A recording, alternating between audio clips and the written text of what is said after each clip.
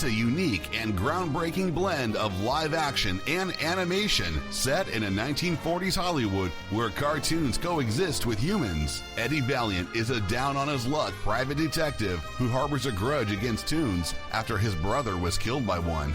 Eddie is reluctantly hired to clear the name of Roger Rabbit, a frantic and endearing Toon star accused of murdering Marvin Acme, the owner of Toontown. As Eddie investigates, he discovers a conspiracy involving Judge Doom, a sinister figure who has nefarious plans for Toontown. Eddie and Roger form an unlikely friendship, and Eddie confronts his prejudice against Toons in this mix of thrilling mystery and comedy. Wes and Alexis draw us in with their review of Who Framed Roger Rabbit on View the Right Thing. Let's all go to the lobby. Let's all go to the lobby. Let's all go to the lobby to get ourselves a treat. Hey, welcome to another episode of View the Right Thing. One of these days I'm going to get your thumbnail to be just a really goofy face. I'm Wes. I'm Alexis. How you doing? I'm pretty good. All right, yeah. all right. How you doing? Okay. I'm not super tired. Normally I'm like really tired. Good. Yeah, so That's wonderful. yeah, that's pretty exciting. Yeah. I woke up early. We went for a walk. You're always going for walks. You're a walking fool. I do like going for walks. Yeah. It's very therapeutic to me, just like being with nature. We Yeah. go away from the cars. We don't like walk around cars because that's not fun. To walk around cars? Yeah. Like when they're like 'Cause speeding the past exhaust you. and stuff. Yeah. Yeah. I hear you. It's hard to avoid cars in LA. It is. Yeah. It is. It's a smoggy town.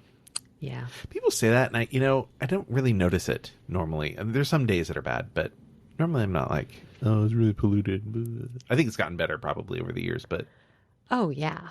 I don't know. I mean, in my time here, I feel like it's gotten a little better. Remember when the sky was like super blue during COVID? Yeah, Yeah, that was nice.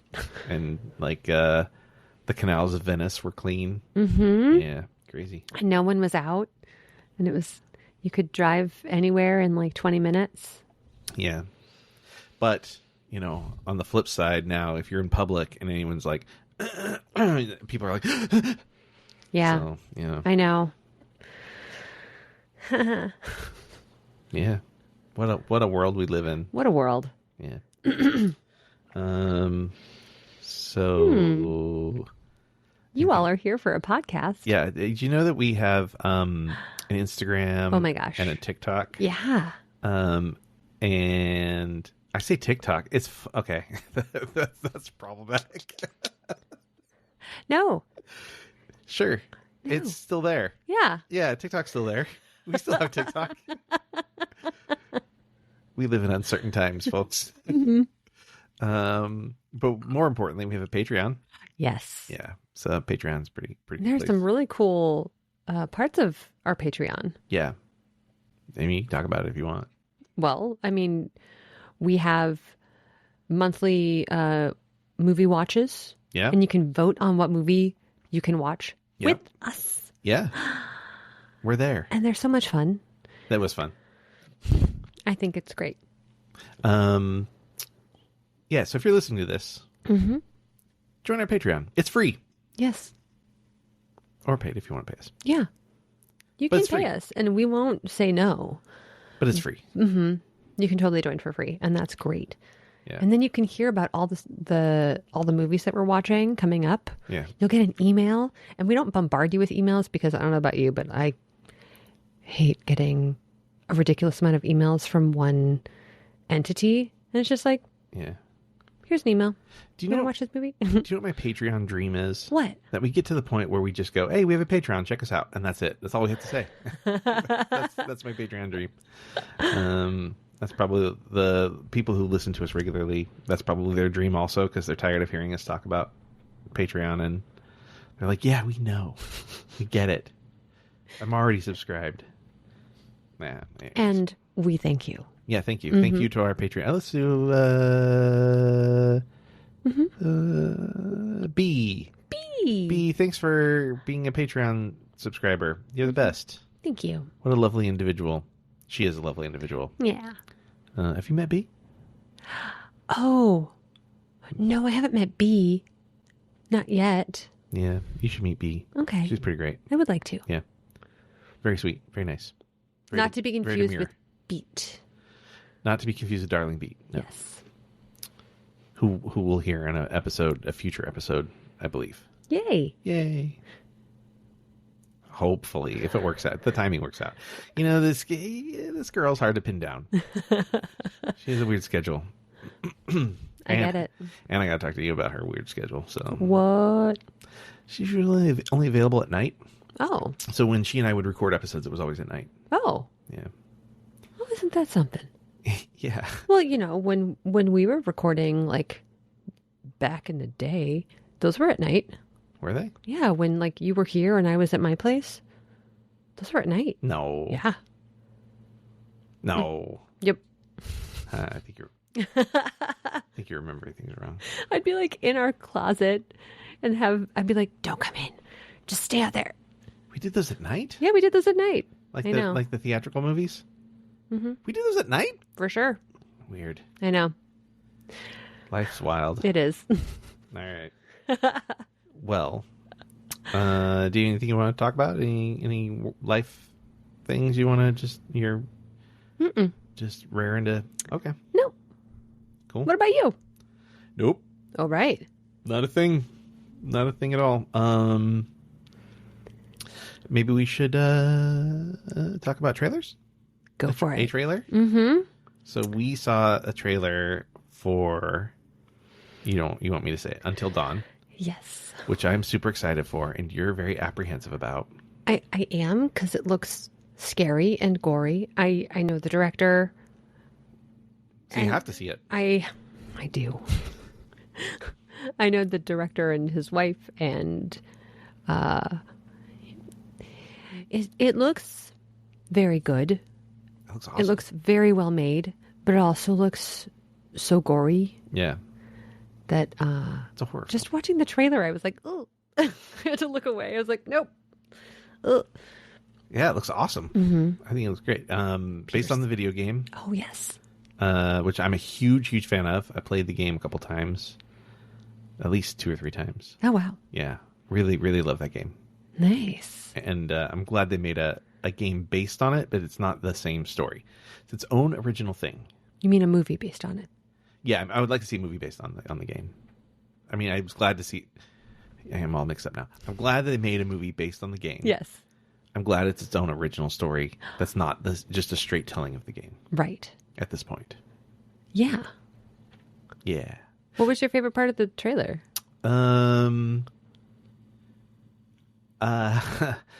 Okay, this is going to sound weird. So you should relay if you talk to him, you should relay this.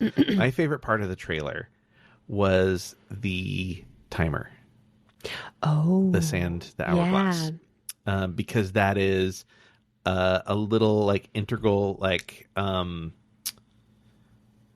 it's not integral to the plot or anything, but it's a piece of like iconography from the game that I think was a really cool thing that they included in this movie because they didn't have to. Right. And it seems like it's a unique, I don't want to use the word gimmick, but like a unique mechanism for explaining why what's happening in the movie is happening. Right. So, I like that I'm also really intrigued. I feel like you didn't get a very good feel for this in the movie, or in the trailer. But my understanding is that, so it's a time loop thing, and every time they loop, they're in a different horror genre. And I feel like we didn't get a very good feel for the different genres of horror. Like it was like we got some, but stylistically, like atmospherically, I feel like we didn't see that yet. I'm assuming we'll see that more in the movie itself. They probably just not want to give too much away. Right. Peter Stormare, Yeah. who I love. I was excited to see Peter Stormare. So in I could see him so I had heard or thought he was going to be playing the same role, and it doesn't look exactly like it's the same role, but it could in a way be. So in the game, he's sort of the not the narrator, but he's sort of the guide for the game. Oh. So occasionally in the game, you'll be playing through chapters. And when you get done with a chapter, you end up in a psychologist's office. And he's talking to you, the gamer. Oh. And explaining things. And sort of, you're answering questions. And the way you answer questions affects what happens in the game, because the idea behind the game is that it wants to scare you based off of the things that you're actually afraid of, not what random things that the game thinks you might be afraid of. Oh. So if you're like, so it might be like, oh, are you afraid of clowns or are you afraid of spiders? And if you pick clowns, maybe a clown shows up in the game. So it's smart. It's really smart. So anyways, so he's sort of the interstitial guy, and that he may in some way, I wonder if he sort of sets up, without them knowing, the rules of the movie. Because he seems to be kind of that, like, this place is cursed, don't go out in them woods kind of guy, you know? Right, yeah. Like Crazy Ralph from Friday the 13th or something, you know, where it's like, you're all doomed. So. Is that what happens in Friday the 13th? You've not seen Friday the 13th? Are you kidding me? Me? No. That first one's pretty tame. No. Kevin Bacon's in it. Is that so? Yeah. Yeah, but when did Friday the 13th come out? 1980. Yeah, I wasn't here yet. Have you ever seen Footloose? Yes. What year did Footloose come out? I don't know. I turned to look at our new trusty producer, research aficionado. Not the remake. 1984. What year were you born? Or you want to say? Are you allowed to say? Prior to that or after that? I might not have been alive then. Yeah, exactly. But you've seen Footloose, I bet. Yes. Okay. You know why? Because my mom liked it. Okay. No, I liked Friday the 13th. Am I not equivalent to your mother? Well, since we didn't grow up in the same household, it does make it a little more challenging for all those movies that came out when I was a kid. My mom wouldn't let me watch Poltergeist, and then I sneakily watched it and was traumatized. We are going to watch Poltergeist one day. Okay. You're going to get over your fear. Okay. You're a strong, independent woman. I am a strong, independent woman. Yeah. Yeah. You can do it. Okay. I believe in you. Okay. So, no, I have not watched Friday the 13th. Okay. Well. I know the scary, that's Freddy Krueger, right? No. Jeez. Jason? Yeah. Okay. Kind of. Have you seen Scream? Like, not all the way through. You guys. Research person shaking her head. We've got work to do. Okay. Yes, we do. Scream actually probably should be in the bucket. It's probably one you should see before you die. Let me add that to the list of things we need to add to the bucket. It'll go in the Halloween bucket, though, so it's like months away. I know, but still. But at the rate we pre-record episodes, it could be next week. Add to the bucket. Scream. Okay. I mean, I enjoy torturing you. Do you? It's fun. Thanks. You saw Halloween. You did well with Halloween. I did. That was before. That was like 1977, right? So yes. That was before Friday the 13th. So if you could do Halloween okay, I think you can do Friday the 13th okay. Okay. I would say the Friday the 13th deaths are maybe more gory than, but not by a lot. Okay. Not by a lot. Okay. I almost said I almost said something I would have given some away. I don't want to do that. No. I don't want to give away a almost 50-year-old film.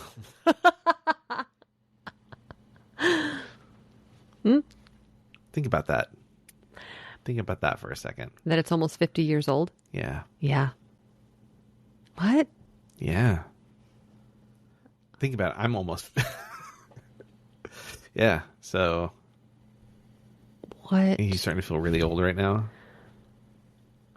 A little. Yeah. Oh, you sound real sad. A little. It's okay. It's okay. Yeah. So, anyways, Until Dawn. Right. You let That movie. You let that guy know that I'll let David know. very excited about it. I was very excited by the hourglass. Yes. Yeah. So That was a cool addition. Like every time it flipped over. yeah. I feel like I want to like show you like a picture of, and it's probably not good for an audio podcast. Right. It just means that you have to join us on Patreon.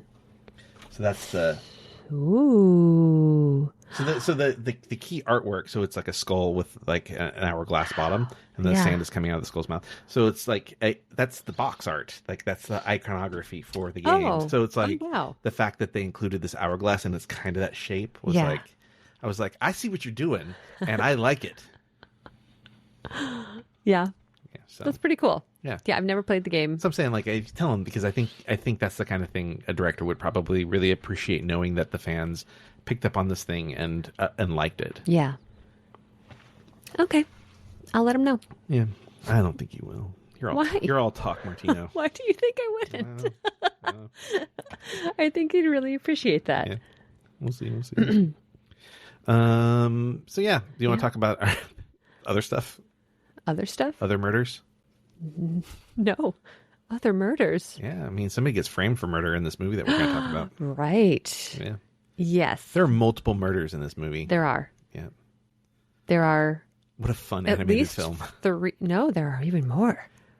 I was Well, going to say there were 3, but there are like 7 or 8. I don't know. There's Acme, Maroon, Teddy, who we don't see but we hear about. His brother. Um, The 5 weasels. I don't know if I could call that murder. Really? He made them laugh to death. Self-defense. Oh. I call it self-defense. I don't think that. But Oh, the shoe. the shoe, the poor shoe. The sweet shoe. There's probably others. That's all I can think of. Yeah. But there's there's a bunch of attempted murders. Oh, the guy with the disappearing ink. Oh, that's Acme. Yeah, it's Acme. Never mind. We're smart. We're Yeah. good at this. All right. Let's talk about this. What's this Okay. movie about? Who framed Roger Rabbit? When a cartoon rabbit is accused of murder, he enlists the help of a burnt-out private investigator to prove his innocence. Yeah. Based on a book. Is it really? Yes, I guess so. Yeah. That's my research tells me it's based on a book.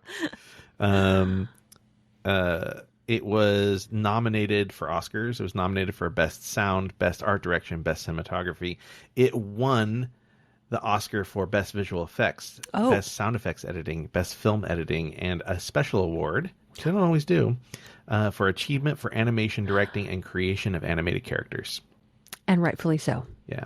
In 2016, it was selected for preservation in the United States National Film Registry by the Library of Congress, as we talked about before, for being culturally, historically, or aesthetically significant. Mm-hmm. The origins of this film are kind of interesting, besides being a book. I don't know if the book came before or after, but there's a film with Jack Nicholson called Chinatown. Yes. 1974. They planned to make 2 sequels to Chinatown, one of which they did make, which was in 1990. It was called The Two Jakes. The second was a film called Cloverleaf. And the plot of this supposed Jack Nicholson film was it was going to deal with corruption in Los Angeles, undermining the streetcar system so that freeways could be built to replace them. This is the sequel to Chinatown. Yeah. Oh my God. Yeah. What? Okay, so the book is called, I see my notes now here, Who Censored Roger Rabbit? And it's by an author named Gary K. Wolfe. Ooh. Yeah. Interesting. Yeah. Wow. Made by Touchstone Pictures. It's an arm of Disney. Yeah.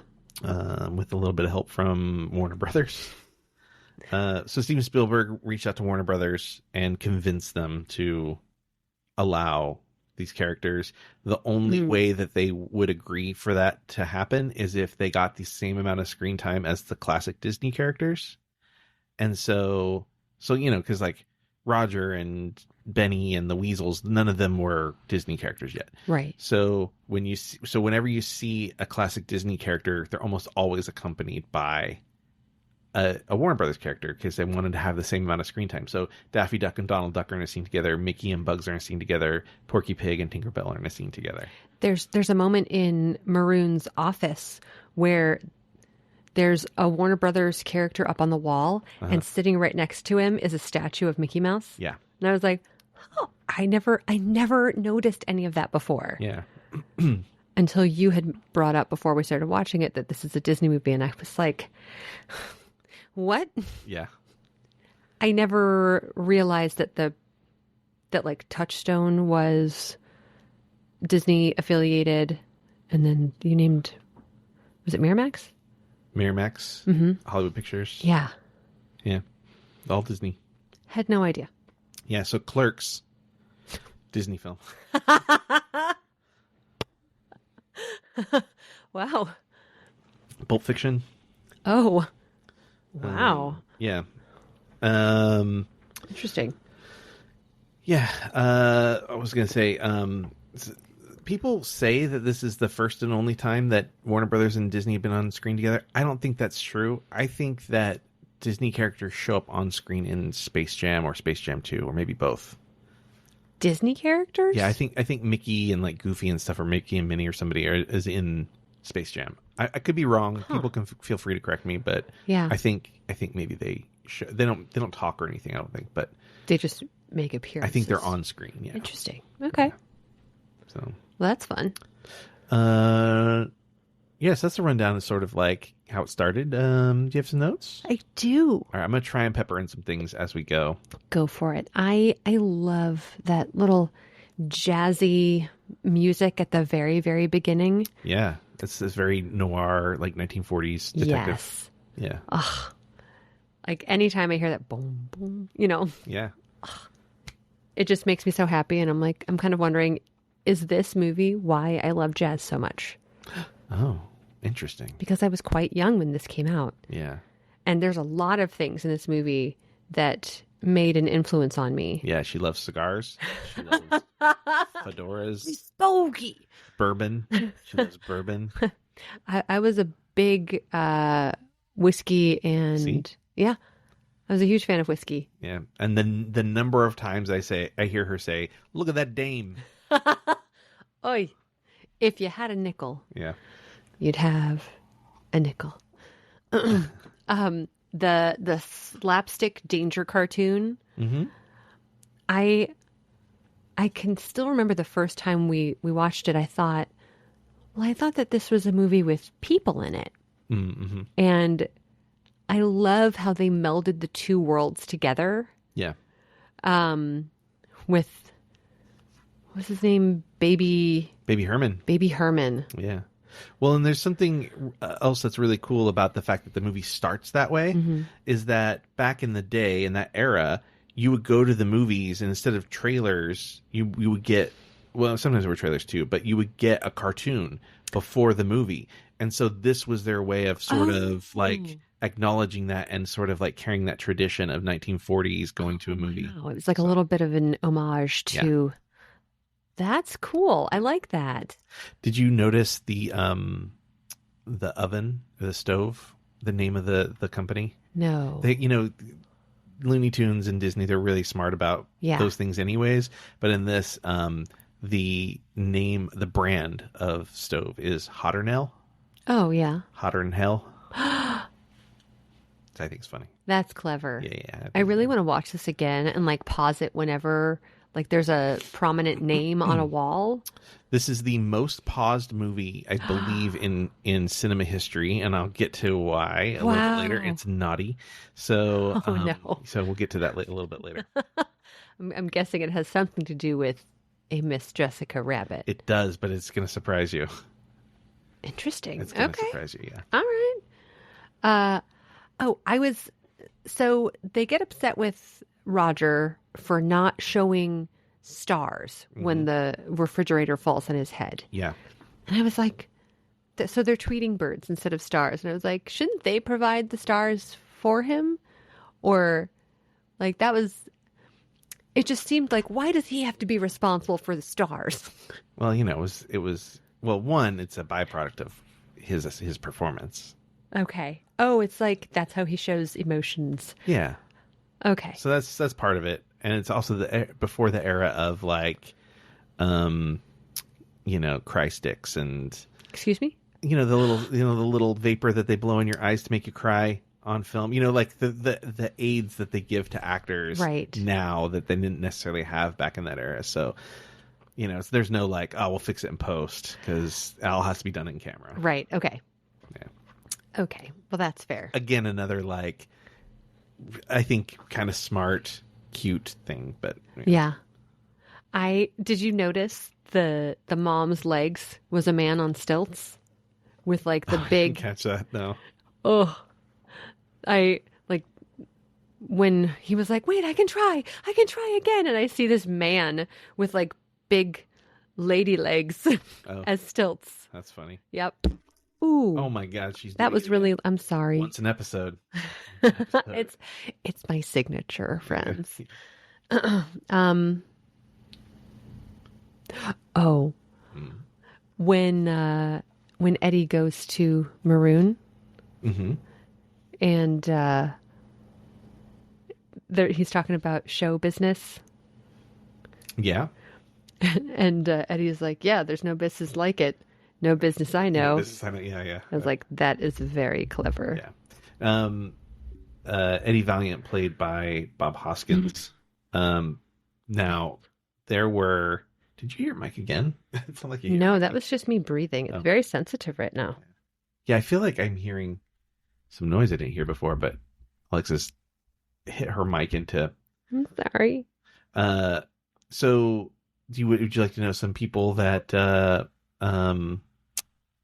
that were either offered or considered to play Eddie Valiant? Mm-hmm.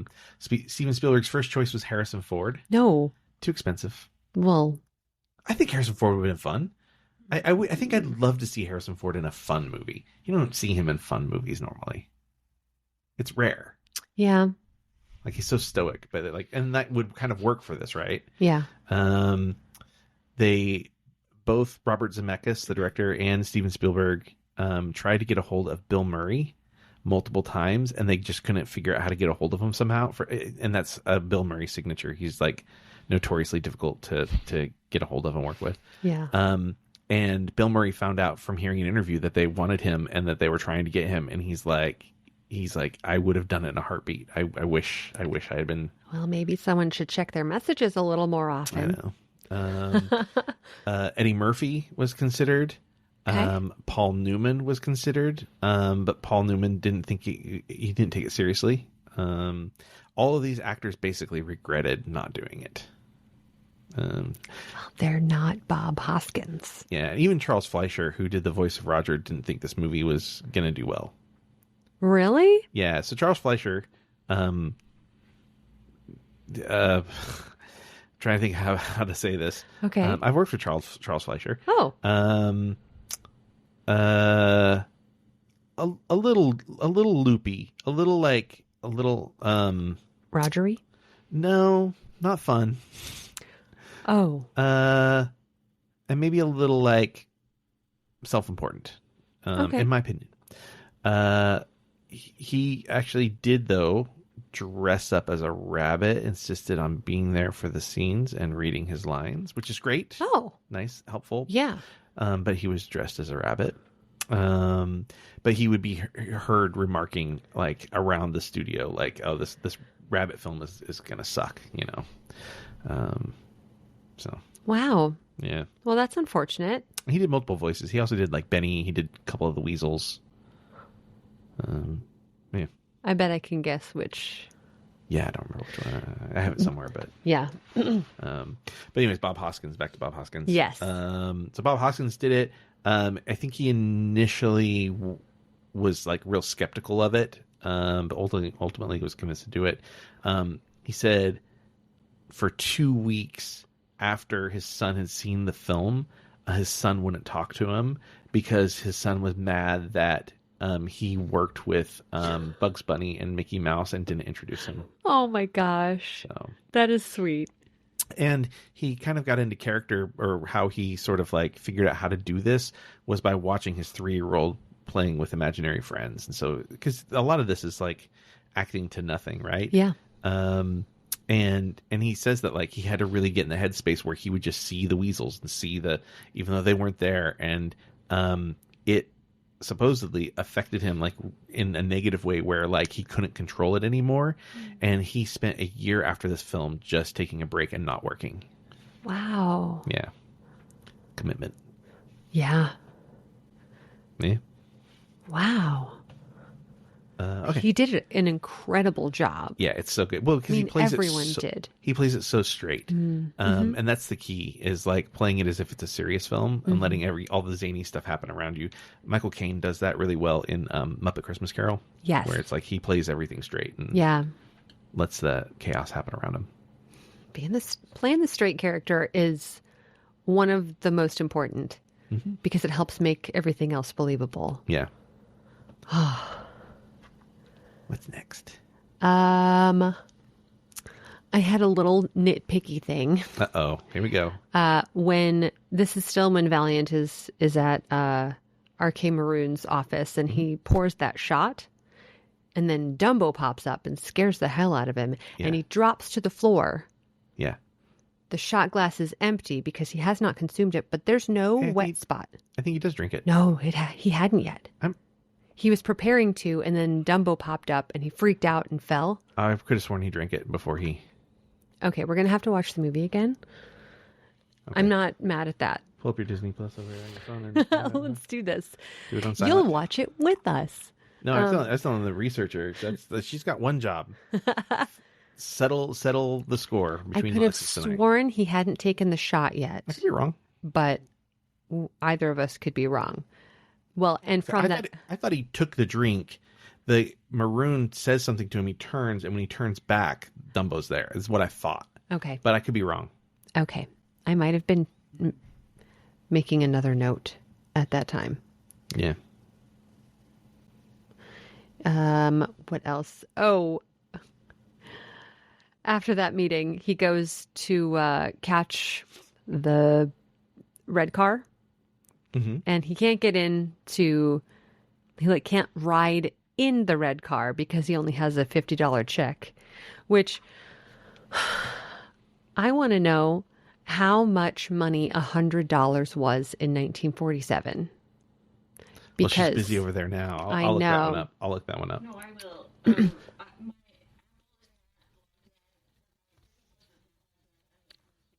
Oh. It's a whole situation. You say $100? Yeah. $1,436.96. Okay. That's a good chunk of change. Yeah. I think he should have gotten more. Well, it was supposed to be a simple, like one and done, like real quick thing. Yeah. So. But I love how he hops on the back of the red car with these 3 little boys who are smoking. Yeah. Well, because they encouraged everyone to smoke. I mean, not children, but... Well, they said smoking was good for you. Doctors used to be like, you should smoke. Yeah. That's a great idea. But the kids are like, what are you doing on a red car? Don't you have a car? And he goes, who needs a car in LA? We've got the best transportation in the world. And I was like, haha, we did. We did. Yeah. Well, and as we, discussed previously about what the plot of the film is based on, there's a lot of little tongue-in-cheek references to cars, especially in LA and traffic. Yeah.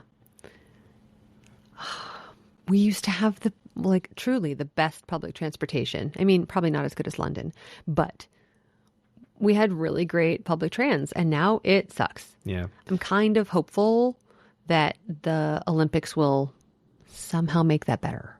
We'll see. We'll see.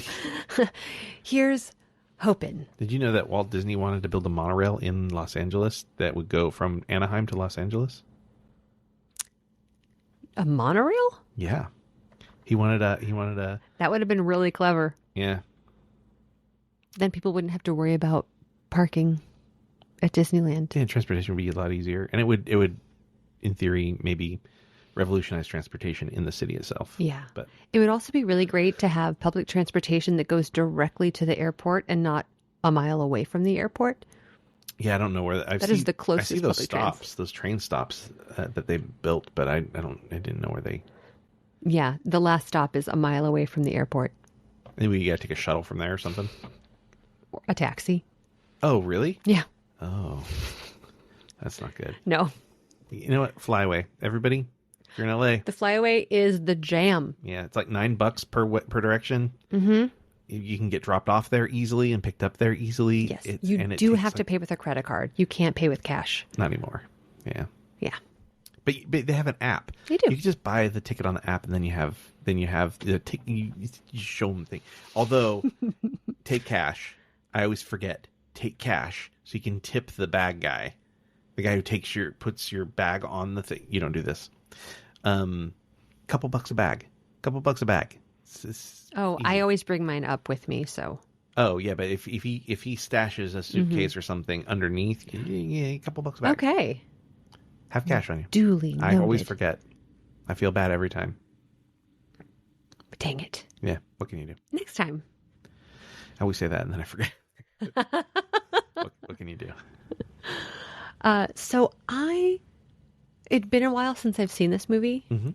and I forgot that his brother was killed by a tune, Yeah. and that a piano was dropped on his head. Yeah. Eddie and Teddy. Eddie and Teddy. Is there some sort of, like, I wonder why it was the last name Valiant. Because it's like it means like brave or courageous. Okay. Yeah. That's what I... And they were like That's what I police thought. officers, and they were to serve and protect, and Yeah. yeah. Oh, they were previously police officers? Yeah, they show the photos of them. So they show like photos of them on vacation, then show photos of them as detectives as they opened the there's like a newspaper headline that they had opened the detective agency with Dolores. Yes. And then there's photos of them as the graduating police class, and they've got the red noses on. Yeah. And then it goes further back and shows that their father was Part of Barnum and Bailey. part of Barnum and Bailey, which is a key point to the end of the film, which is this Eddie becomes a clown at the end of the film, and he knew how to be a clown because he grew up with a clown, and they reference it with the red noses of him and his brother. Oh. Yeah, Huh. Wow. it's a smart movie. Thank you. Thank you for sharing that. Yeah. Oh, whenever I confuse Daffy and Donald, I have to refer to the piano scene. Oh yeah. I was like, wait, which one is with the white piano and which one is with the black piano? Because You're not asking me that, right? no, Okay. no, I'm sorry. That's what I have to say. I'm like, who's playing the white piano and who's playing the black piano? Because it's opposite. Yes, because so they have the white duck play the black piano and the black duck play the white piano. Yes. So are we at the Ink and Paint Club? Is that Yes. where we're at? Yes, we okay, are. So this is probably one of the first. I mean, there were multiple instances where they had, puppetry and stuff, where things on sticks or whatever. But this is like the first really, really big to do scene. Yeah. With that, so this technique of like animation with live action has been going on since like the silent film era.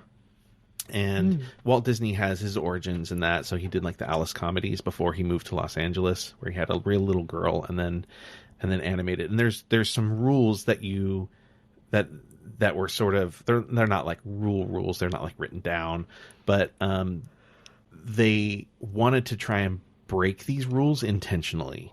And so 3 of the rules that they were trying to break was, one, move the camera as much as possible. The idea before was like you lock the camera down on sticks and then that's it. They the idea is so that the tunes don't look like they just have been pasted in. It's harder when the camera is moving around. The second was they wanted to use lighting and shadows to an extreme that nobody had ever done before. So this was like, there's some really, really cool stuff I'll mention a little bit later when you hit some of these scenes. But and then the third rule was that the tunes have to interact with the real world as much as possible. Yeah. So before it was like, oh, they just show up and wave or whatever. You don't want them to ever interact. And so in this particular scene, like, you know, they're playing pianos that are real pianos, and like there are, you know, explosions going through them, and there's stuff like trying to think like the octopus that has all the glasses are real glasses, so they had a puppet or a puppeteer from above, like with the glasses. All of the trays being carried by the penguins are like people below the floor, essentially, with sticks with the things, and they just basically animated over the sticks. So and there's really cool, if you go online or if you have like the DVD or whatever, you can go online and you can see footage of this before it was animated. So it's actually really, really cool to see how they went about doing all this, you know, stuff, people on wires, like when he gets thrown out by the monkey. He's on wires and stuff. And so there's like a lot of really cool effects things that they did that was all practical. But the club, I wanted to point out, is a reference to something real. And so in the early to mid 20th century, so an example would be the Cotton Club. A lot of people have heard of the Cotton Club in Harlem. The venues, there were a lot of venues that were located in African-American neighborhoods, and the shows were usually like kind of pandering to that idea. So there's a lot of like jungle themed shows. And the rules were that the performers would all be African-American performers, and the only people allowed to come in and watch were white patrons. And so this whole thing is a reference to this idea. Additionally, Jessica in the book is a little more human-like than Toon-like. Okay. She is a Toon, but basically she passes as a human, and she has this, like, in the story, she has sort of like a self-loathing thing going on with herself, about being able to pass, and whether she really wants to be a Toon or whether she wants to be a real person. And so this is also sort of a reason why Jessica performs in this club, is sort of a reference to that idea. Wow. Yeah. So anyways, I just wanted I wanted to point that out because it's like a really interesting, subtle, like it's kind of like the cloverleaf logo in the film, I think is also like pretty subtle and interesting as well. But yeah, you know, just a little nod to history, and there's a lot of real world stuff that they put in this like really wacky kind of zany family film. Yeah. So what is Cloverleaf's real name? In like, who bought up the red cars? Oh, in real life? Yeah. I couldn't tell you that. I don't know. Okay. Great question. Yeah, because I wonder Research person's on it. if like it's a play on words.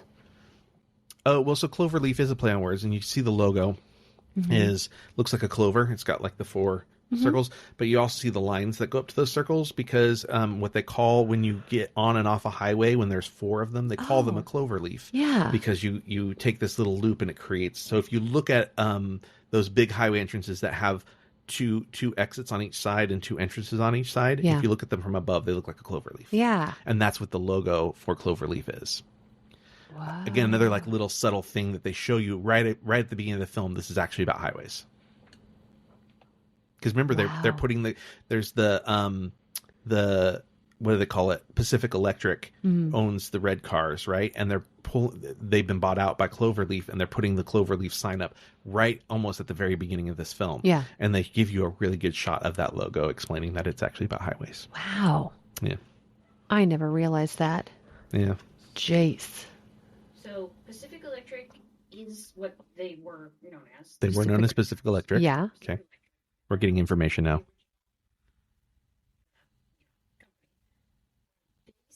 Mhm. Sorry.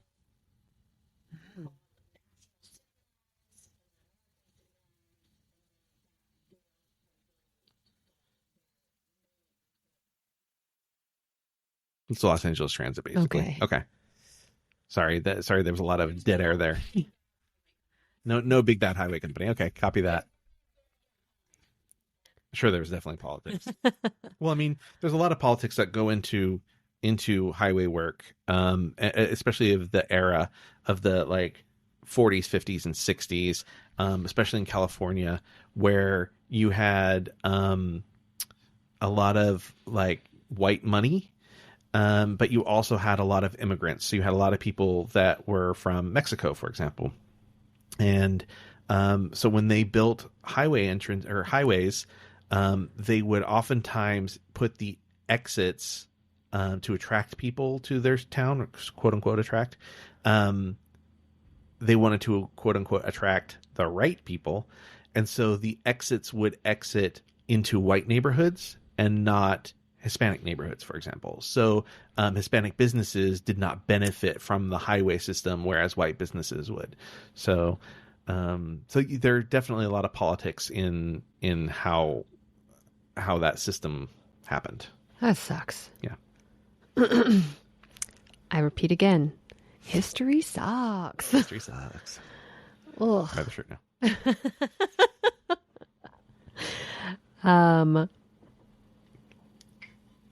We're in the Ink and Paint Club. We are. And when he ordered a scotch on the rocks, he's like, I mean ice. Yeah. Because you know it's going to come with rocks. Actual rocks. Yeah. Well, and penguins, they're known for pebbles, so. I didn't think about that. Oh, that's adorable. Yeah, it is pretty adorable. Before we really got into the film, I was like, I wonder how he knows Betty Boop. But it's because he used to work with cartoons. Yeah. And I wonder if her tray was also one of those things on a stick, because she was holding the tray of cigarettes and cigars. Yeah, I'm sure. And the most paused thing, the reason this is the most paused film in film history, is actually for a scene later on, but is tied to Betty Boop. So I'm going to address Betty Boop a little bit later, even though she's not going to show back up again. Okay. Sorry. Just okay. not to derail you. No, also all good. I just want to address why I'm going to, yeah. She's there at the very end. Yeah, but that's not, yeah. She may be at the end. But, Hush you. This is the first time I ever noticed Jessica's band. It's just a bunch of crows. Yeah. Which is, I feel like is a reference to Dumbo maybe, but I'm not sure. Oh. Because again, so this idea being that it's sort of like a stand-in for this sort of segregated clubs, essentially. That the crows in Dumbo are, seen as to be racially insensitive. I mean, they are racially insensitive. I'm not going to say they seem to be. And so that seems like maybe that fits this, that maybe they're a reference to that. Oh. So. I thought it was maybe because the movie has so much murder in it. Play on words. Yeah. No. But no, but I had never paid attention to the crows because I was always just staring at Jessica Rabbit. Yeah. The thing I like about Jessica Rabbit the most? What? The dress is a weird, it's kind of mesmerizing, and it's shiny, and and it's animated, but it sort of doesn't seem like it fits the same. I don't know, the animation is different. It just is really unique. I always loved her dress. When I was a wee little one, I asked my mom if I could go as Jessica Rabbit for Halloween. She's like, I don't, maybe not this year. Is how she posed it. And I was like, okay, yeah, I guess that's fine. But also that would have been hella inappropriate. Oh, yeah. Because I would have wanted to stuff the top and be like, look, I have big boobs. Yeah, you would have looked like a pageant child. Yeah, that would have been real bad. But no, I always thought that Jessica Rabbit was like mesmerizingly gorgeous in like this weird way. So, Jessica Rabbit was based on 4 sort of classic femme fatales. Zemeckis wanted the look sort of like the trademark, like Lauren Bacall, and then Vicky Dugan also sort of an inspiration for her quote unquote look. But the character itself is sort of based on 2 other classic I guess women. One of them's a cartoon. So one is Red, who anybody that's like into like classic animation knows who Red is. It's a Tex Avery character. She's from Red Hot Riding Hood, who also in that short sings and performs like this. So in a sexy way? Yeah. Oh, okay. Yeah. Red, Tex Avery's Red, research person. Maybe look her up so she can see a photo. And then additionally, the animation director, Richard Williams, who's gotten a lot of awards and credits, said he based Jessica mostly on Rita Hayworth from Gilda. Oh, yeah. The hair is the Veronica Lake hair, which I think you were just sort of referencing, which is the peekaboo curl. Yeah. Which I love. Yes. Check out Sullivan's Travels episode of. Oh, yeah. Yeah. So there's Red. So, So 4 or 5 different classic women, but one of which is already animated. Yeah, that's pretty cool. Yeah. I just gotta say the cartoon human interaction is really spectacular. I appreciate it more and more every time I see it. Yeah. Because it's so good. Like I remember. A few years later, Cool came out. Cool World? Cool World. Yeah. Yeah, with Hollywood. With Hollywood? So Kim Basinger played a character named Hollywood. Yes. Because Hollywood do anything. Oh. I've only seen parts of it, and it just wasn't as well executed as Roger Rabbit. And it's definitely more for adults. Oh. Oh, Cool World? Yeah. Okay. Yeah. I'll give it a watch. Way more for adults. But like, that's why her name is Hollywood. Even the shadows of the cartoons are they cast a shadow, and this movie took 5 months to shoot the actual physical people. 5 months to make this movie. That's not a long time. That's not the animation thing, because they couldn't do the animation until all of the physical stuff was done. So they spent a lot of time perfecting the stunts and the effects, and the shadows were a big deal. I was going to kind of reference the shadows a little bit later, but so like when he takes Roger to the bar and he throws him in that back room and they hit the light and the light swings back and forth, they had to like really like nail how they were going to do the shadows in that scene, because the light is constantly moving, again, like trying to break these rules of lights and shadows and stuff. So I wonder, I kind of feel like this movie could not get made now, because it takes so much money and so much time, and it's not going to be ready immediately. It wouldn't get made the way it was. It could get made now. I mean, Space Jam 2 came out, and it's not nearly as good, right? But it just couldn't be made the way. I mean, it could be. It wouldn't be. Studios have the money. They have the time. They just don't. They just don't have the willingness to like take a chance like this. Yeah. This movie's made for like, I don't know, like $50 million or something. Oh wow. Yeah. But that was in the 80s. Very end of the 80s, beginning of the 90s. I think it's 1990. So, 88. It came out in 88? Yeah. Oh, okay. Wow. Since we were on the topic of Jessica, did you notice anything about her walk? Anything gravity-wise? Things bounced? Yeah, so So the things that bounce in in an unusual way. They do. And they did that intentionally because they wanted it to be different than a real woman. Right.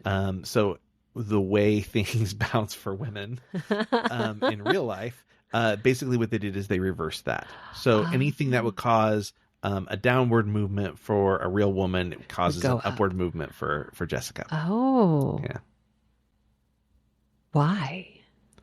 I think to create a unique look and probably to differentiate her from actual women. Okay. So that is interesting. Yeah. I It's like will 3 or 4 times, learn someday to not hit this microphone. Put a little like orange flag on your microphone. Do not touch. I do it like once an episode too. It's okay. This is like 4 for you this episode. I know. It's a rough one. Funny, we're today's the day where we're both like, no, we're not tired, and you just like, well, okay, nope.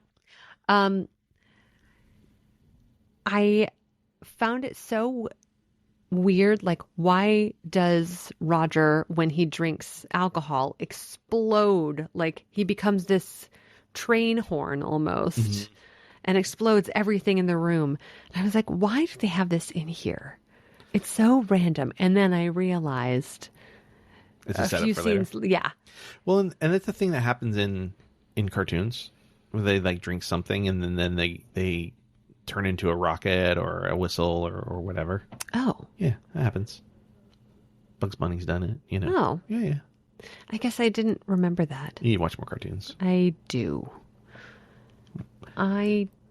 but thank goodness they play old cartoons on like Me TV. The movie doctor is in and he says he's prescribed more cartoons for you. Okay. Sounds like a plan. Okay. This movie is the film that introduced Murphy beds to me. And Really? I freaking love Murphy beds. I've never owned one, but I've always wanted to. And I realized it's because of this movie. Oh, okay. Because it's so clever. Like, you could just hide it away. As a person who used to be really messy, it was just like, oh, you could just hide it all away. Yeah. My mom has one in the guest room at my Really? mom's is a Murphy bed. Yeah, because she also like works out in there and stuff. So Oh, yeah. so it's easy to just like That throw is up and nice. just work out. Put the bed away. Yeah. Someday I will have a Murphy bed, and I believe it. think I want it to look like Valiant's Murphy bed. All right, for Christmas, she getting a Murphy bed. Yay. Oh gosh. Okay, so we're in Valiant's office, obviously, if I'm talking about the Murphy bed. And it's so sad that he is so traumatized over his brother's death. Yeah, Like, I mean, his brother's desk, nothing has been moved. There are cobwebs dust, yeah. and dust. Like it has not changed from the moment he died. yeah, And it's like he really just can't deal with it. He's so traumatized. All he does is drink yeah, to cover up that pain, yeah, which I do think it's shitty that the cops are like giving him shit over drinking. Like, granted, yes, he drinks a lot, but they're like, oh, your brother dies and now all you do is drink. It's like, well, yeah, he's upset. I am not condoning drinking when you're upset, but I understand. yeah. I mean, his brother didn't just die too. He witnessed a horrific murder, and the killer got away, and the killer was also scary. Killer was super scary. Yeah. A cartoon. Well, with the eyes and the high-pitched voice. High-pitched voice. Yeah. Ugh. Yeah.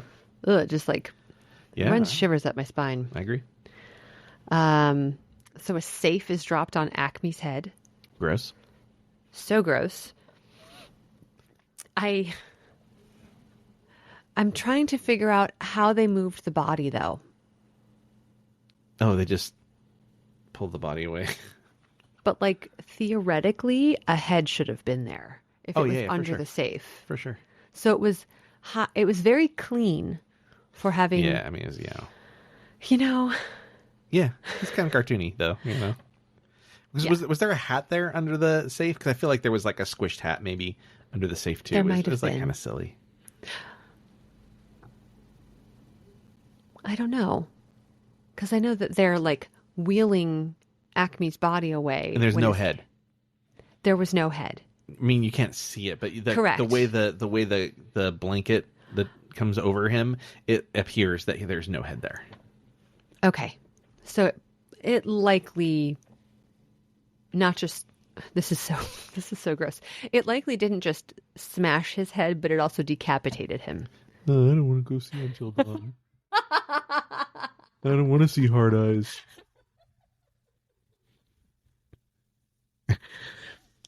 I listened to This girl. I listened to true crime. Yeah. I'm okay with true crime, but But you're talking about a fake crime right now. I know. That's not true. Okay. Yeah, I got you. I got this on camera. So, yeah, I think I just assumed his head was obliterated or still under that safe. That's Okay. just what I assume. Okay. And there's no blood. I mean, There was no you blood. know, It was just a chalk outline of where he was. try and keep that PG-13 rating. Yeah, that's okay. That's fair. The shoe. The little poor squeaky shoe. So we get the introduction of both the weasels and Judge Doom in the scene. Yes. Yeah, the shoe. The shoe is heartbreaking because it's so cute. It still upsets me. Yeah. I was like, oh, I've always hated this part. Yeah. Because the shoe didn't do anything wrong. It was just being cute and trying to snuggle up against him. And he's like, no, I will teach you. And like, I've turned him into a French man. But So the dip. yeah, Talk about the dip. the dip.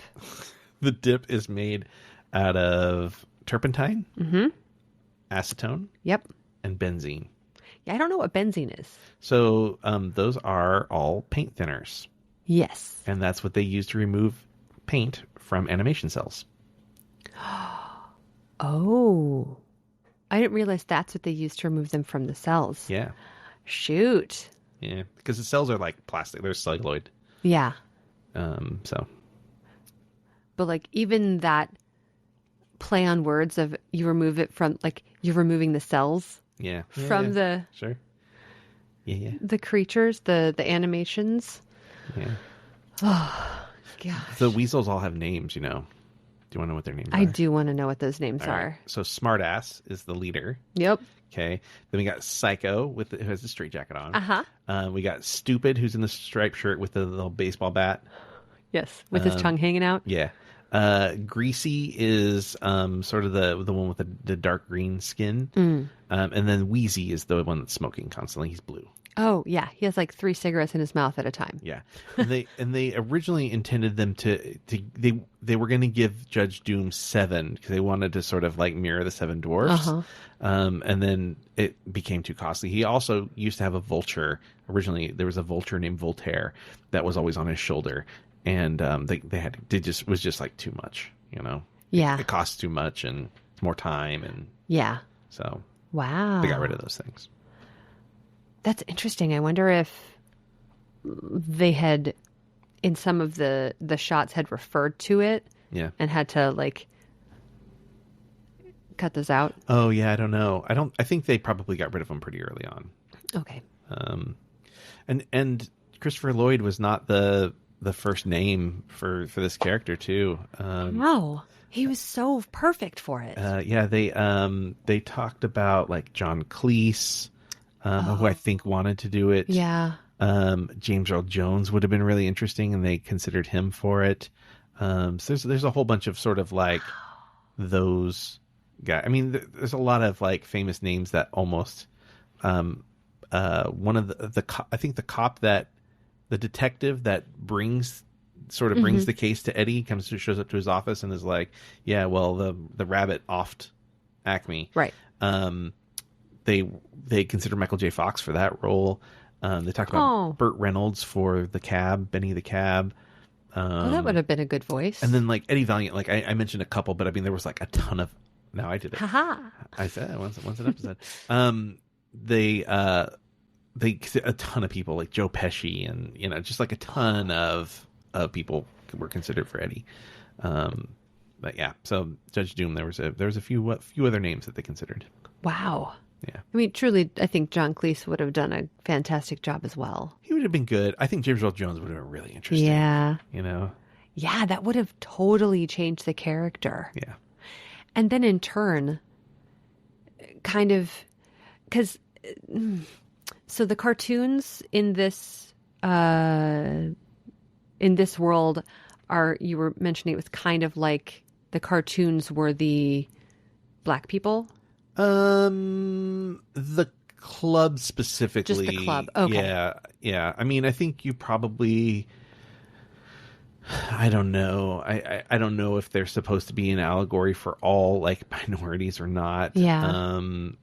I don't think I got that vibe from the film, and I don't have that as a note. Yeah, no. I would say no. Okay. Well then never mind. Yeah. Because James Earl Jones playing the guy who's trying to not be himself.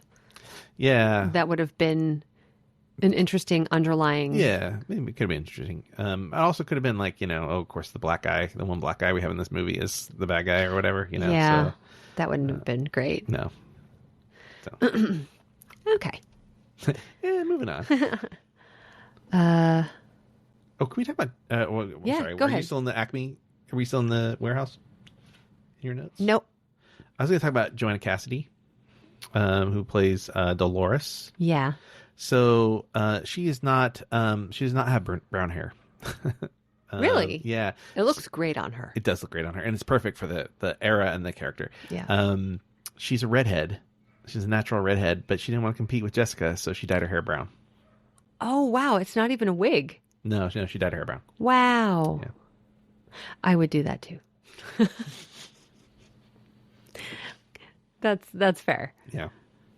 Wow. So where are you? Are we? Now I am back at Valiant's office. Okay, this is the Roger scene. Not yet. Almost the Roger scene.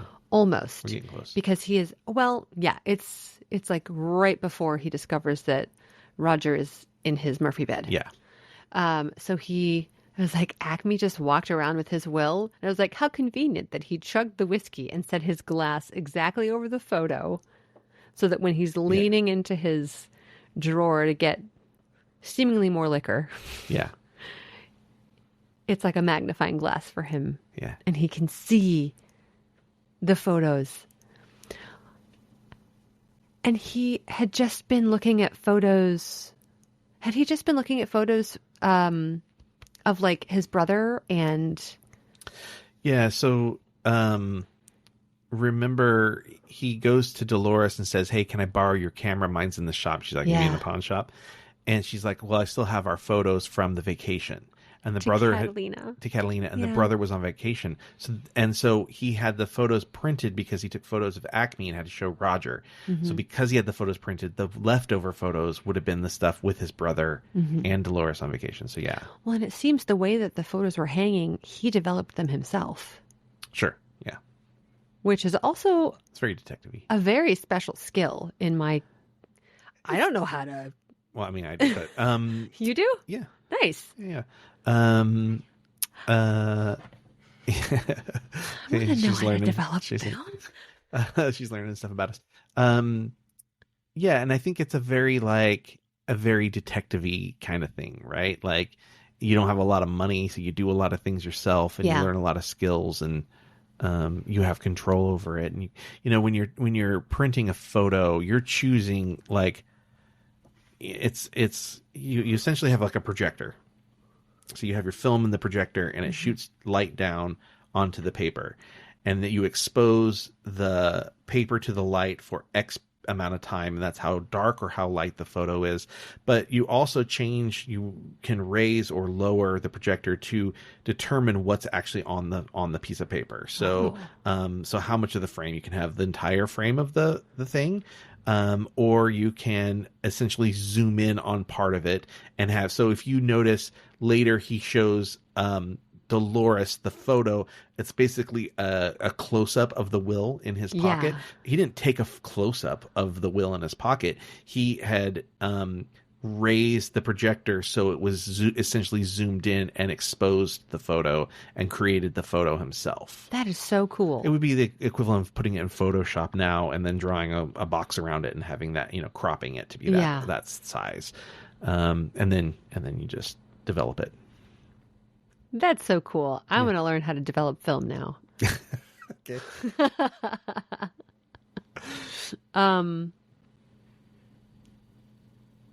So you were talking about the glass and the photo. He was looking at photos of his brother. Yes. Mm-hmm. God, did I just jump over I think I jumped over the whole, Handcuffing to Roger. yeah. And then him taking him to the Dolores. Do you have any of that? Nope. So I wanted to bring up so we sort of briefly talked about the lamp getting hit and the lights and stuff. So I wanted to, because it's an industry term, I wanted to share an industry term that a lot of people don't know. So it's used by a lot of Disney employees, and some people it's like filtered out of Disney since then. But because hitting the lamp and having to make the shadows match the swinging lamp was like really difficult, and it was a lot of extra work. There is a term now called bump the lamp. So when they are suggesting that this person bumped the lamp or we need to bump the lamp, it means to put in the extra mile to make it just a little bit more special. And so this movie caused an industry term. Wow. I'm gonna write that down, because most people don't notice something like that. It's sort of like we talked about in the Sister Act thing where the slot machine gets shot and the money gets spit out, and it's such a thing that you don't think about, but that took work to make that happen how it did, and it's done really, really well, and it stuck out to me. But most audience members are never going to notice that, and that's the same thing with this. No audience members are looking at the shadows, so yeah, I mean we are, but but you know what I mean. Most audience members, they're just enjoying the 99% of audience members aren't looking at the shadows, but and they intended it that way. They don't want you to notice the shadows, but they're there, and it works. So bump the lamp. If the shadows hadn't been there, it would have stuck out more. Yeah, maybe. I mean, it's so fast, and the lights were moving, and I don't know. Maybe it would, maybe it wouldn't. All the shadows. If none of the cartoons had shadows, then I would have been. Then they would have felt like they weren't actually in that room. Right. Yeah. Like when Gene Kelly tap dances with, I think, Mickey or something. Jerry from Tom and Jerry. Yeah. Mm-hmm. You can tell. Yeah. That they are not. The anchor's away. I think so. Yeah. They worked a lot to make it so that it looked more real. Yeah. In this. Yeah.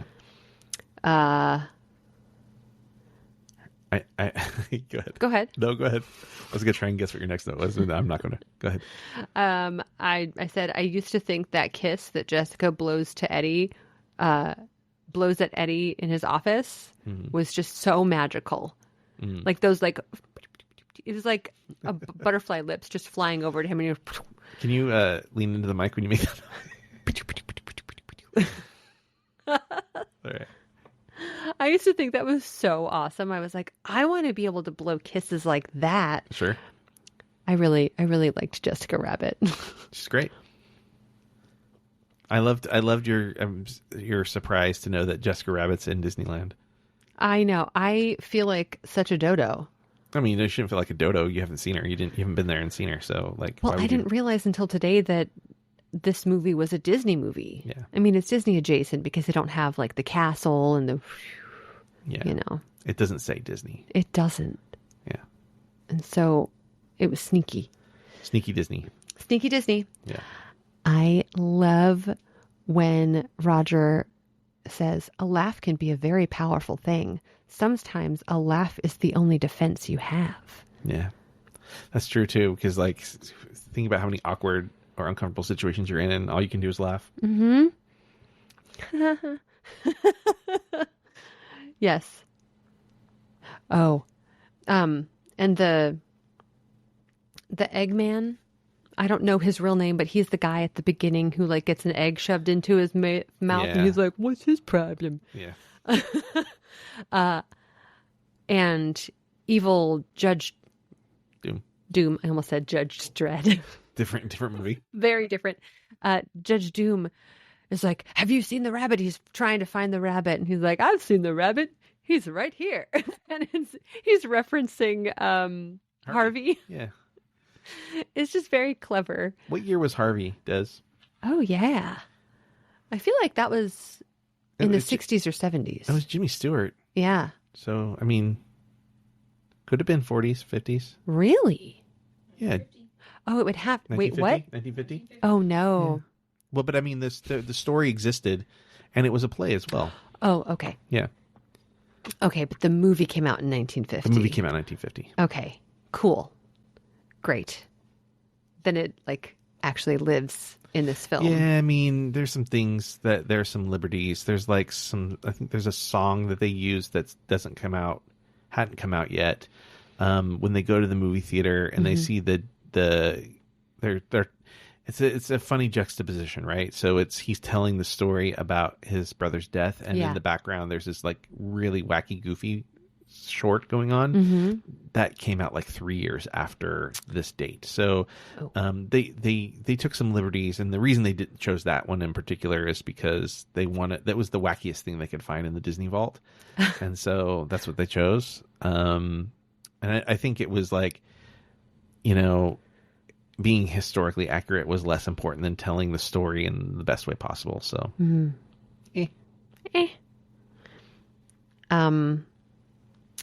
This is the movie Why I Know What Shave and a Haircut is.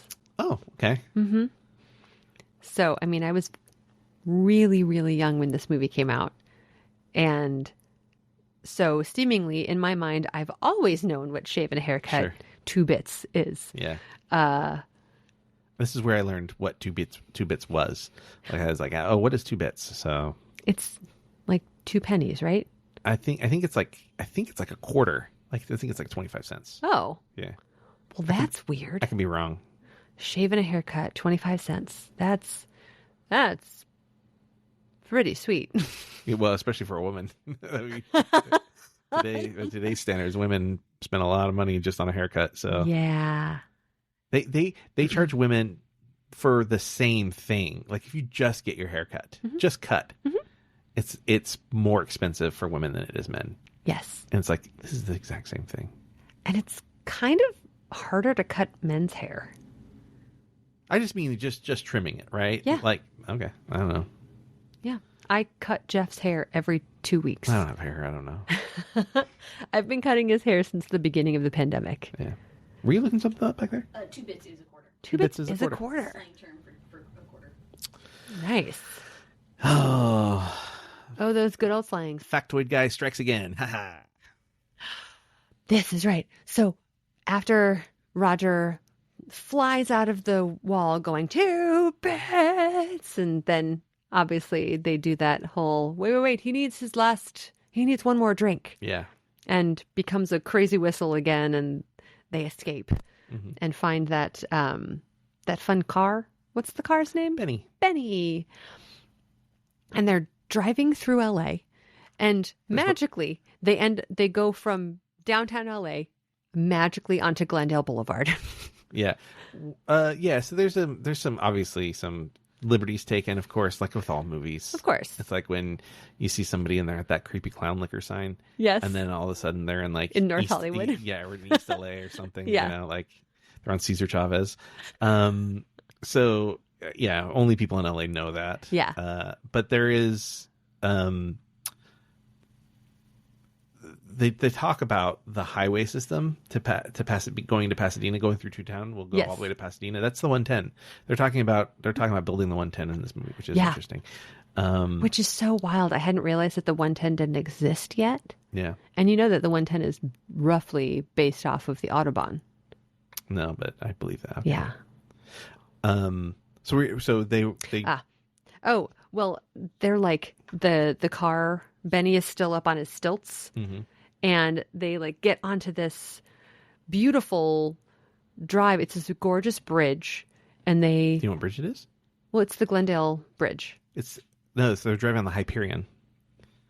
That's right. It is Hyperion. It Yeah. turns into Glendale Boulevard. And do you know further why? down. Do you know why the Hyperion is important No, to this film? I don't. So I used to live off Hyperion. the direction they're going across the Hyperion Bridge is directly to the Yes. original Walt Disney Studios. Gosh, that's right. So where Walt Disney had the first animation studios in Yes. California, which is now a Gelson's grocery store. But It if you, sure if is. you go in the Gelson's, there is a photo up. You have, I think I had to ask where it was, but there's a large photo up that shows the original Disney building on that lot to sort of pay tribute to the fact that Gelson's is there now.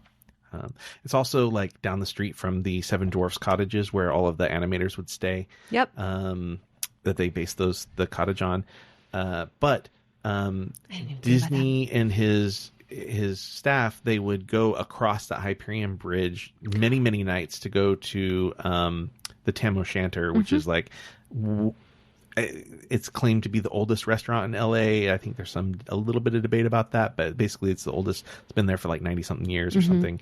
And that was Walt's favorite restaurant, and so they would go across that Hyperion Bridge. So there's a really big Disney connection. So the fact that they go across the Hyperion Bridge is pretty important. Wow.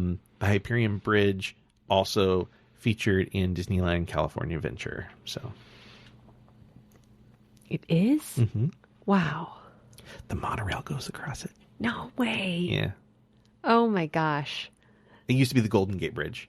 When it was like when they first made California Adventure, it was like largely California themed, and then when they started changing it to be more of the Disney film themes, so there's like an Avengers campus there's like a Pixar area and so on, they sort of refit it because Disneyland, when you go into the main park, you have Main Street, and Main Street is designed to be Marceline, Missouri, at the turn of the century, which is when Walt lived there.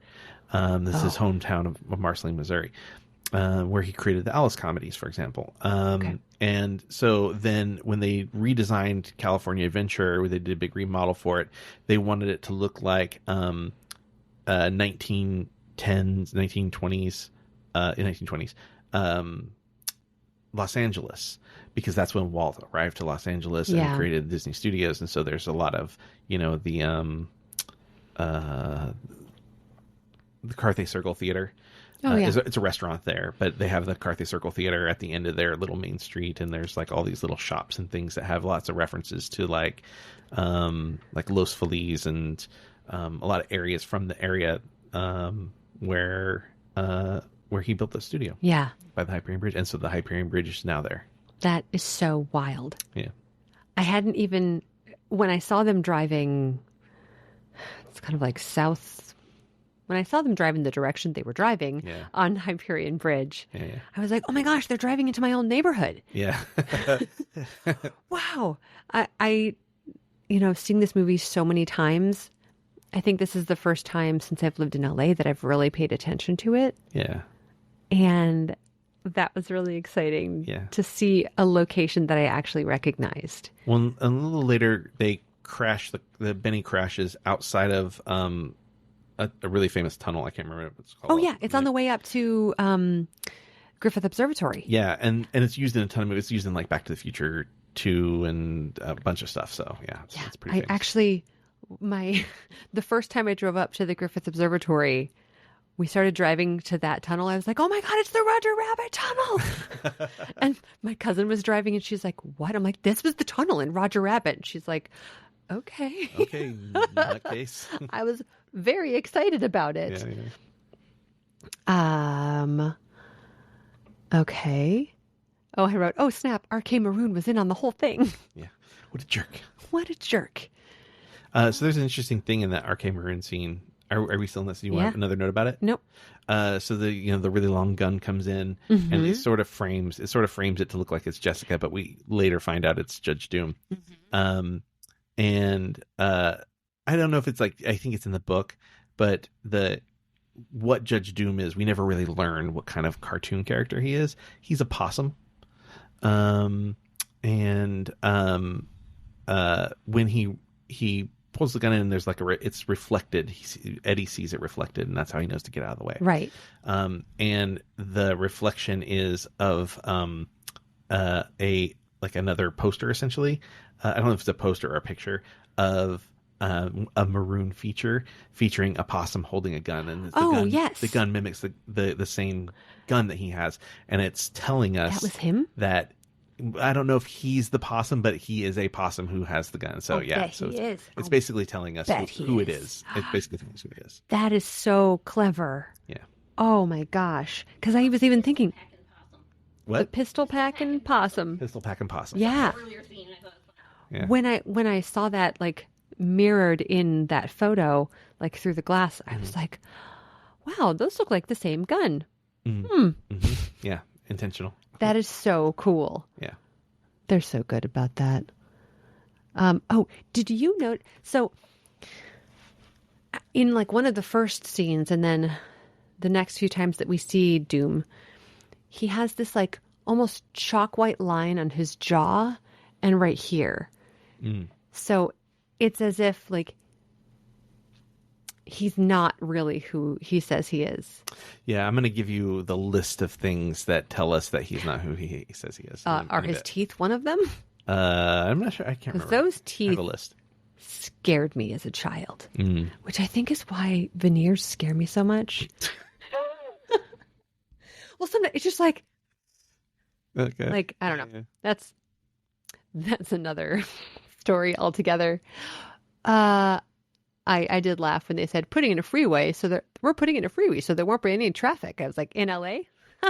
So are we at the end of the movie now?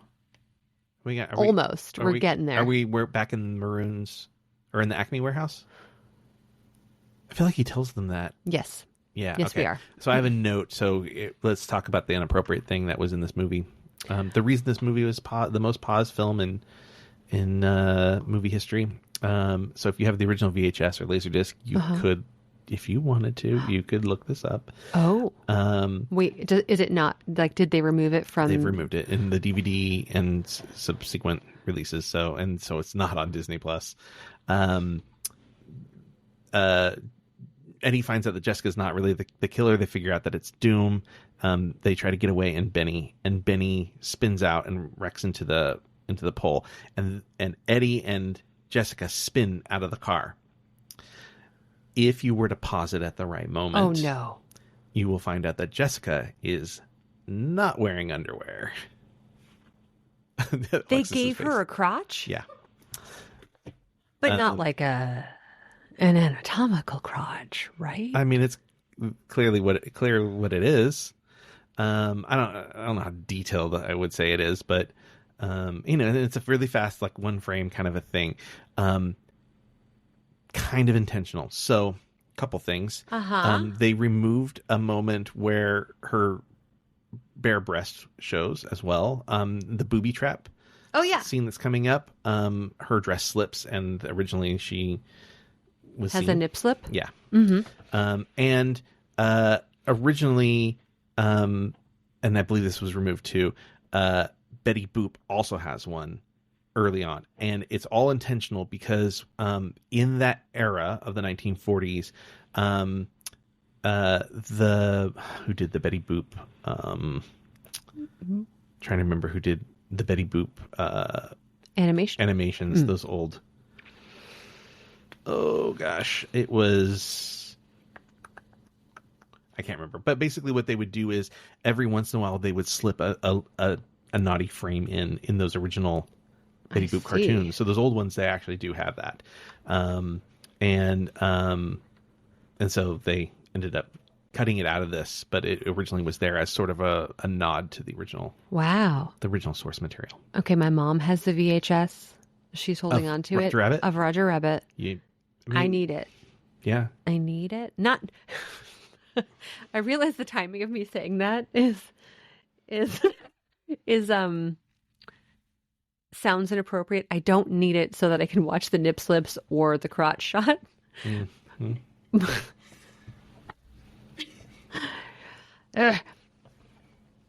But knowing that there are other little tidbits that aren't, I want to watch the VHS because we watched a different movie than was originally released. I mean, barely.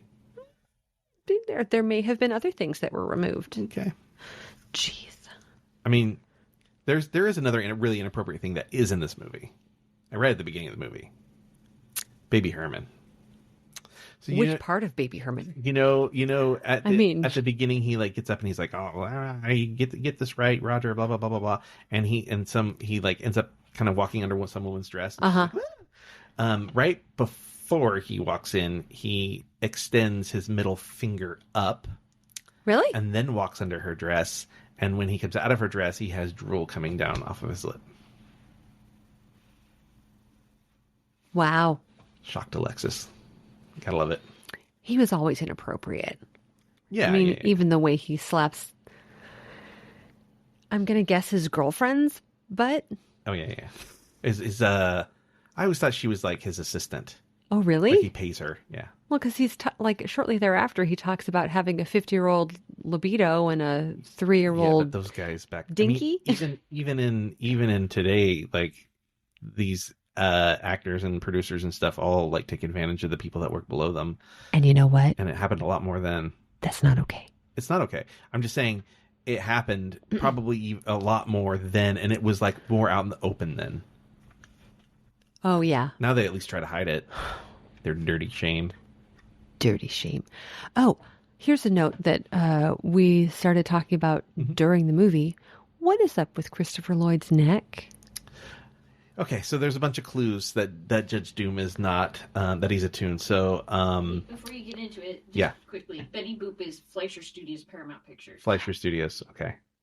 Wow. So Betty Boop was Fleischer Studios. Yeah. Must have been in the public domain by the time they made this, I'm guessing. Maybe they got permission. Maybe they got permission to use her. Yeah.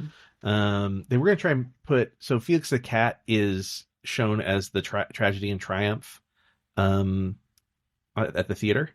The masks. And they were going to have Felix the Cat in the movie, but they couldn't get permission to use Felix. So, Oh. anyways, so Judge Doom is a Toon. So, obviously, the Dip is harmless to humans, but puts on a big glove to demonstrate it. His skin is like real waxy, and he has a fake Adam's apple and oversized teeth. His cloak. This is my favorite one. So his cloak is always blowing with a slight breeze, even when he's indoors, which is a common villain thing of the era. Ooh. He has, stiff, exaggerated movements. He moves around in a weird, like, kind of Toon way. His clothes, he doesn't expose his skin. Like, even when he puts the big rubber glove on, he already has gloves on, when he gets shot by Jessica, he has no pain at all, and he gets away really easily unharmed. So, in the alley, Thank you. She shoots him. That's right. Eddie thinks that she's shooting at him, and really she's shooting Judge Doom, and he like gets away like. So, anyway, so the Adam's apple thing that you and Des both noticed during the movie is because it is indeed a fake Adam's apple, intentionally put there because they wanted to. Because it's like just a bulb. Yeah, and you can tell it's like it's got like makeup, and you can kind of tell that it's fake. But so this movie puts they put all the work in to say that these are the things that are happening, whether you pick up on them or not. Wow, it's kind of on you. I like that. Yeah. What I said, clever way to kill the weasels with that silly song. And then you mentioned, since his father was a clown, he in turn had to become a clown to kill the weasels. Yeah, he grew up learning how to be a clown from his dad. Yeah. And I said, yay, the will was there all along. Mm-hmm. Mm-hmm. Well, and presumably Acme was writing the will at the club, right? Like he was putting the final notes in there, which is why the ink exhibits in the photos, but then disappears, is because the ink is fresh in the club. Remember, he squirts it in the club with ink, yeah. so he's been using that same pen to write the will, or whatever, put the final whatever in the will, and then puts it in his pocket. So, yeah, it was there all along. We saw it happen. And then that's all, folks. He's like, I like that. I should start saying that. Even though he had already been saying that for 15 years. Yeah. And Eddie kisses Roger. He does. Never kisses Dolores once in this film, but he kisses Roger. Wow. Yeah. I mean, he tries to kiss Dolores multiple times, but Roger always interrupts. This is true. But he kisses Roger before he kisses Dolores. That's a bummer. So there was some disagreements between Warner Brothers and Disney about how the characters would look. Warner Brothers wanted the modern versions. So like Daffy is really, really clearly the 1940s version of Daffy, and Warner Brothers insisted like it has to be the modern ones. So Disney decided to be sneaky, and they basically sent dummy footage to Warner Brothers with the modern characters in the footage, and actually for release animated it with the old 1940s. Which I mean they shouldn't be sneaky, but I agree with the fact that they should be the 1940s. Right. If it's set in the 40s, they should be the 40s characters. Otherwise, that's just weird. Yeah. Even the Donald, the Mickey, the Goofy, they're all the 1940s versions. Yeah. So, yeah. Well, because it keeps it more, it makes it feel more real in the time. Yeah. And like the costumes were beautiful. Yeah. They also did a test audience for this, a test screening with pretty much 18 and 19-year-olds. Want to guess how that went? Very well. They hated the movie. Are they dumb? Absolutely hated the film. Almost the entire audience walked out of the screening. Robert Zemeckis had final cut, and he didn't change a thing. So, thankfully. What? Yeah. I don't understand how they didn't like it. Hey, they were teenagers. Teenagers in the 80s, you know. They wanted Friday the 13th. Wow. Yeah. Huh. So, any other notes? Any last notes? No, that was it. So that's Roger Rabbit. Let me ask you, first of all, yes. I asked you this earlier. Did you enjoy this film? I love this film. Yeah, I love this film too. I love it so much. Yeah. Do you love it a little more now that you know some of these little things? Yeah. Yeah. It's kind of nice. It's kind of nice to know the little details. Would you recommend this film? Absolutely. Yeah, and I do. Yeah. On the random occasion, I have a friend who will say, "Oh, I've never seen that." And I'm like, "You have to watch it right now. You need to see it. Like, it's so good." I've got the original VHS. Let's go. But this is also one of those movies where you need to watch it and not be watching it and like fucking around on your phone. Yeah. This is not the type of movie. You need to watch it. And like, it was intended to be totally absorbed, and like everything was so intentional. You're doing yourself a disservice if you're like just not paying attention to it completely. I wouldn't do this for any movie, but this is one of those movies that if they re-release this in the theater, I would consider going to see it. 100%. Oh my gosh, to see it on the big screen? Yeah. I mean, your screen is quite large, but it is not a movie theater screen. Yeah, it'd be cool to see in the theater. Oh my gosh. They tried multiple times to do sequels to this. In 2010, they did announce a Who Framed Roger Rabbit 2, and then just nothing has happened with that since. So it's been 15 years, so Yeah. Probably not happening. They also almost went into production on a prequel, but Steven Spielberg didn't feel super comfortable. I love the idea, the concept of it. So it was, I can't remember what it was called. Maybe you could look up what the prequel was called for us. It was about the Toons being enlisted in World War II, and they they go on a rescue mission to liberate a young woman, and I believe her name is something like Jessica Crumpsch or something like that. Jessica is actually German, and that's how Roger and Jessica meet and fall in love, as he rescues her from the war. Oh my gosh. Toon Platoon. The Toon Platoon. And Spielberg had just done Schindler's List and didn't feel okay satirizing Nazis at that point. So That's fair. yeah, totally fair. But what could have been? What could have been? I wouldn't mind seeing one now that's a mixture of hand-drawn and the computer 3D models mixed in with live action. I would love to see something like that now, sort of a commentary on days gone by. So I would think it would need to take place in modern day. Yeah. Wow. So that'd be fun. in like 3 years, it will be the 40th anniversary of this movie. So I think that they should re-release it in the theaters for that. Sure. Or have the sequel ready to go by then. Sure. Greenlight it, Disney. Yeah. We're ready. We got you. We got a plot already. You listening to us, Disney? We got you. Plot yet. We can get a plot together. Yeah, we got an outline. Yeah. All right. Well, that's it. That's all I have. That's all we got. Okay. Yeah. Well, let's draw a movie. Oh. I was gonna forget it. Yes. Let's. Yeah. Oh yeah. I told you already. The live action took that took 5 months. Yes. Oh. Okay. And we have Gone Baby Gone. Okay. Like the song? Oh, that's Gone Daddy Gone. You're gonna be conflicted. You're gonna be conflicted on this one. Yeah. Yeah. It's got an actor we don't like.